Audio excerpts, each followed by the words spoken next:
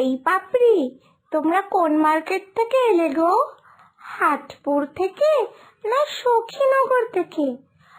আমি তো আসছি জুবলি মার্কেট থেকে, কিন্তু জুবলি মার্কেটে তো তোমাদের দেখিনি।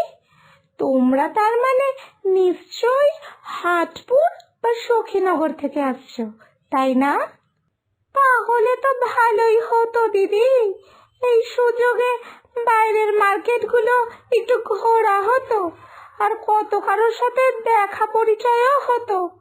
কিন্তু তার হলো কই, এই রামু ফুচকাওয়ালার বাড়িতেই আমরা তৈরি হই। ওহ, তাহলে তো ভালোই। বাইরের মার্কেটের অবস্থা তো জানো না, ওই মাল আনতে গিয়ে এরা এত চাপাচাপি করে, ওই চাপাচাপিতে আমার কয়েকশো বন্ধু তো ভেঙে চুরে একেবারে শেষ হয়ে গেছে। আমরা কিছুজন কোনো মতো বেঁচে এসেছি বাবা। তোমার তো তাও অনেক ভালো, মার্কেট থেকে লড়াই করে আসতে হয়নি, আরাম করে মালিকের বাড়ি থেকে সোজা এখানে এসেছো। তা এই মালিক কি শুধু পাপড়ি বানায় না ফুচকাও বানায়? উনি বানাবে ফুচকা?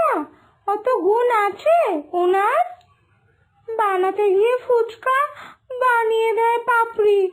আমি যে আর কি বলি, শখ ছিল ফোলা ফোলা ফুচকা হব, সকলের মন ভোলাবো, কিন্তু তার হলো কই, আমার সব স্বপ্ন পুড়ে ছাই।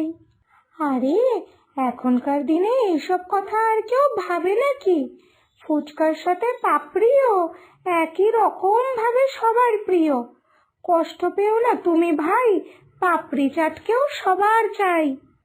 সে তুমি দিদি বলো যাই, ফুচকার সাথে কারোর তুলনা নাই। হ্যাঁ, পাপড়ি চাটকেও লোকের চাই, কিন্তু শুধু ওই পাপড়ি চাটটুকুই, তাছাড়া আমাদের আর কোনো অস্তিত্ব নাই। ফুচকা খাওয়ার শেষে ওই একটা ফাউ পাপড়ি, এইটুকুতেই আমাদের বেঁচে থাকা দিন রাত্রি। না, এই বোন দেখছি কিছুতেই আমার কথা বিশ্বাস করছে না।